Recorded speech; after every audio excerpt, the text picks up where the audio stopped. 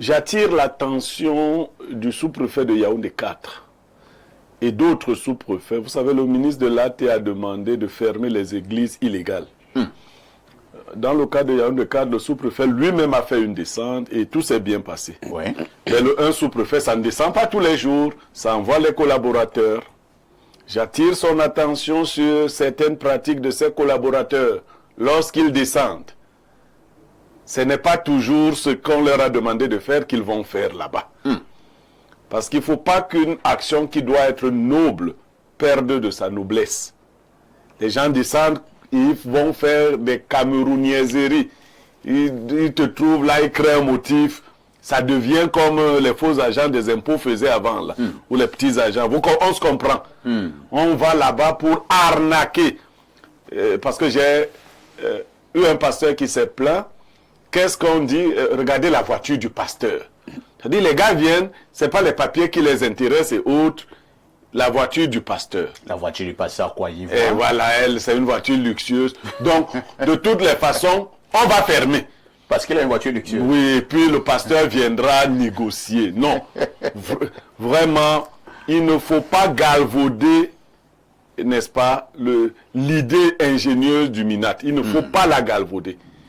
Je poursuis parce que un certain nombre de pasteurs sont en train de s'organiser pour dénoncer. Une fois que ce sera fait, moi je vais suivre la méthode, c'est-à-dire me rapprocher du sous-préfet ou des sous-préfets. Mais je voudrais attirer l'attention du sous-préfet de Yaoundé 4 sur les parties peu orthodoxes de ses collaborateurs qui descendent. Parce qu'en même temps, c'est comme si on choisit les gendarmes et les policiers les plus corrompus pour accompagner. J'ai jamais compris l'affaire des descentes là. C'est-à-dire que le policier ou le gendarme qui accompagne ces gens, lui, il attend seulement qu'on lui dise que... Non, ils sont organisés. Non.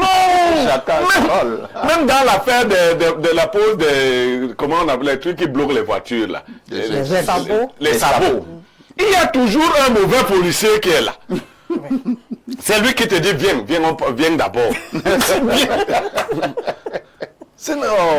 Non, voilà. Merci, hein. Merci pour cette dénonciation. On commence par Jeanne-Rosine Mvondo. C'est vrai que plusieurs Camerounais avaient applaudi la décision du ministre de l'administration territoriale, M. Paul Atangandji, qui disait qu'il devait fermer les églises de réveil illégales. Et maintenant, le sous-préfet de Yaoundé 4 est passé à l'action pour fermer certaines églises illégales et qui avaient un fonctionnement bizarre au niveau de sa circonscription. Beaucoup ont applaudi et Blaireau est clair. Il ne faudrait donc pas qu'une bonne initiative à la base soit maintenant, entre guillemets, sabotée par certains collaborateurs véreux du sous-préfet. Parfois ici, j'ai dit toujours sur ce plateau que nous sommes entourés d'une nation corrompue. De telle enseigne que lorsqu'on envoie des collaborateurs sur le terrain, pas juste sur le plan de l'Église, ici, il y a toujours, comme l'a dit Bleu, un petit policier vraiment de moralité douteuse qui est là, c'est juste la tenue qui fait de lui quelqu'un et qui arrive, qui commence, c'est lui qui donne d'abord des ordres. Et lorsque les collaborateurs sont habituellement, il est très nerveux. Il a l'âme, et la main est toujours sur l'âme. Donc, une façon de vous dire que ne vous amusez pas. Mais déjà, le ministre Atangandji, bien qu'on puisse le critiquer, mais c'est quelqu'un de réfléchi. Paul Atangandji, lorsqu'il pose un acte, il ne le pose pas anodinement. Il sait pourquoi il le fait. Et lorsqu'il envoie donc ses collaborateurs, tels le sous-préfet, qui aussi a une lignée à suivre, ces personnes qui arrivent sur le terrain, parfois, ici, ne font jamais leur travail. Lorsqu'ils arrivent, ils trouvent, par exemple, on l'a dit tout à l'heure, la voiture du pasteur. Est-ce que vous êtes sûr que c'est à partir de l'église que le pasteur a eu sa voiture? Personne il peut avoir d'autres activités, hormis son église. Ça peut être un don. Voilà, exactement. Il peut vendre une partie de son terrain. Parfois, ici, il peut mettre héritier quelque voilà. part. Et on lui a donné, il a acheté sa voiture. Donc, lorsque ces collaborateurs arrivent donc sur le terrain, ils ne regardent pas, ils ne demandent jamais la paperasse.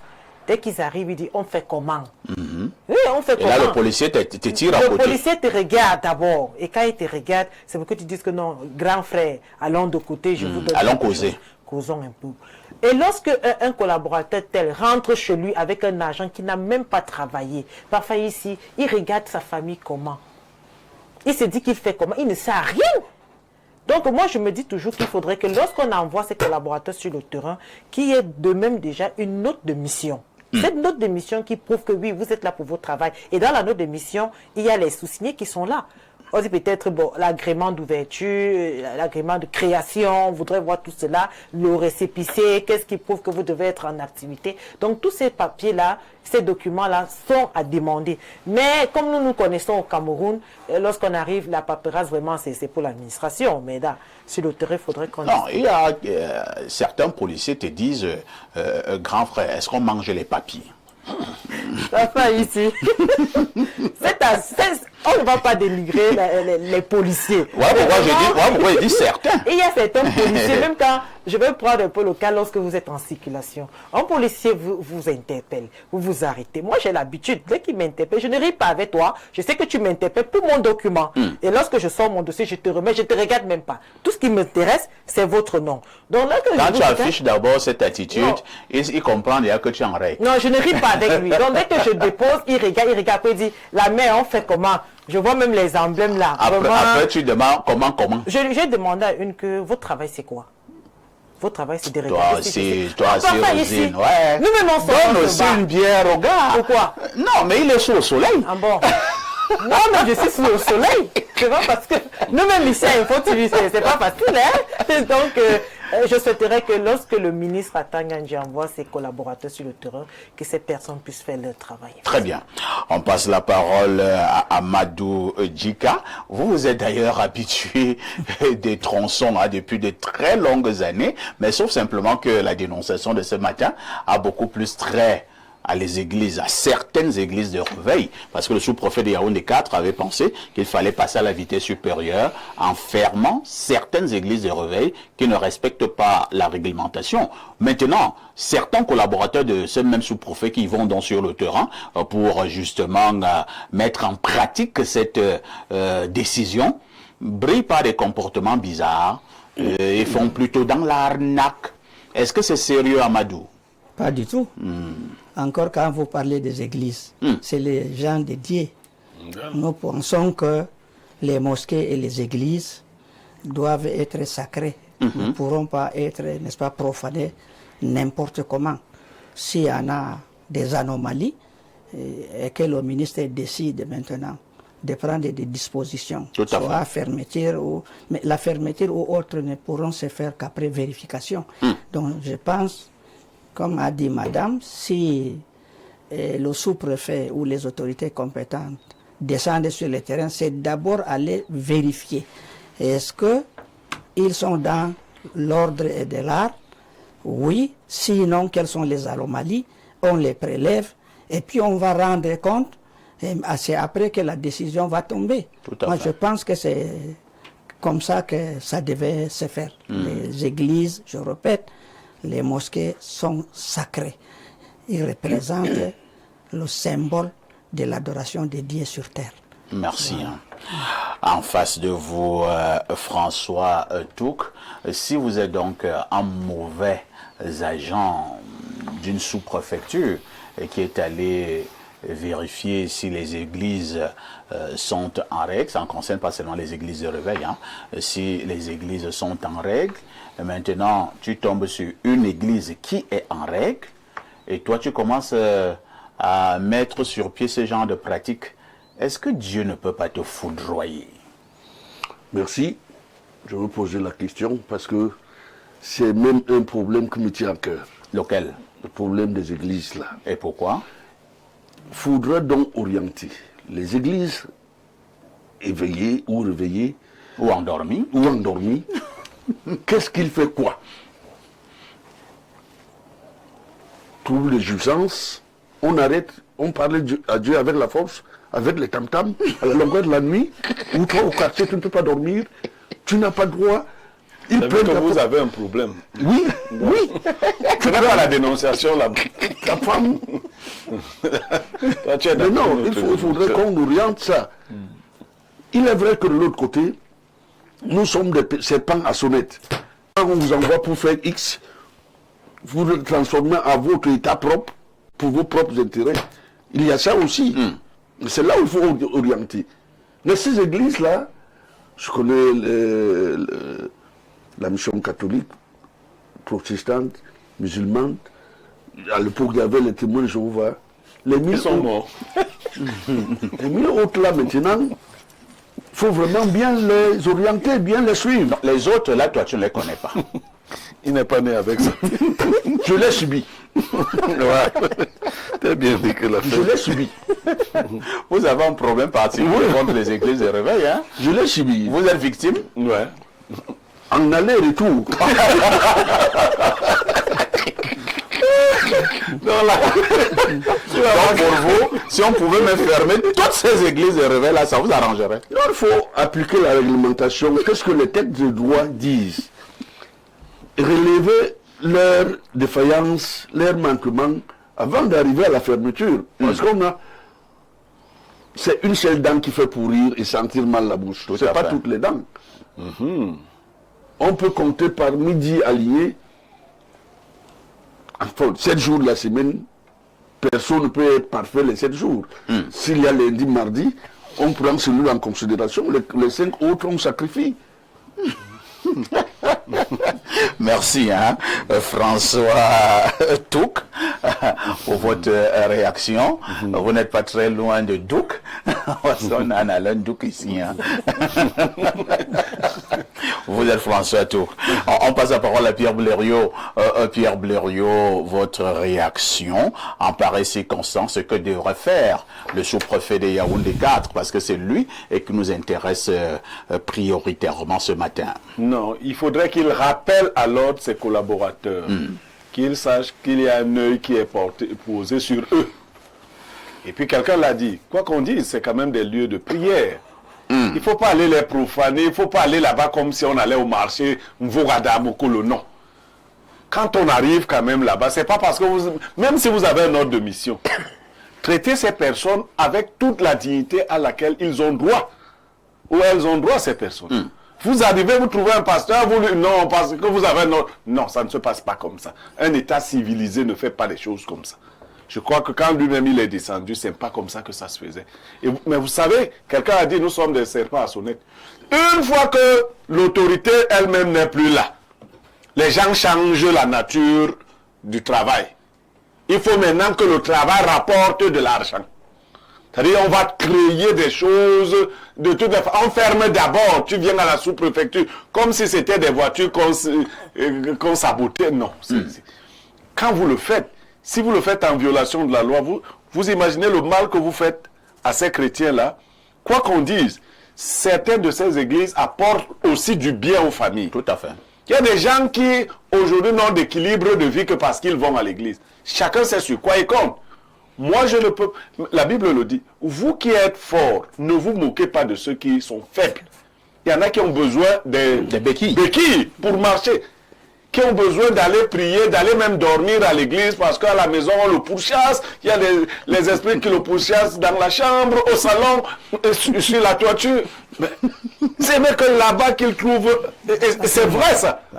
Qu'ils trouvent un peu de paix. Il y en a qui ont... trop de problèmes avec le foyer et tout le reste. Ils ont des problèmes d'élection. Il y a des problèmes d'élection et tout ça. Il y en a qui, beaucoup de personnes trouvent du réconfort. Vous ne pouvez pas venir seulement comme ça parce que vous avez un papier, vous fermez-moi ça. Non, non. Donc nous attirons son attention là-dessus afin, lui-même connaissant ses agents, déjà qu'il leur fasse... qu'il leur remonte les bretelles pour ceux qui ne sont pas corrects. Et qu'il veille aussi à ce qu'il n'y ait pas d'arnaque sur le terrain. Merci Pierre Blériot. Nous prenons cette messagerie. Bonjour Monsieur Parfait ici et à vos panélistes. Juste pour savoir si l'émission de ce vendredi 14 mars 2025 est en direct. Car c'est pas marqué direct. C'est le Ludovic Niemek de Titi Garage. Bon, elle est bel et bien en direct. Hein? Si elle n'est pas marquée direct.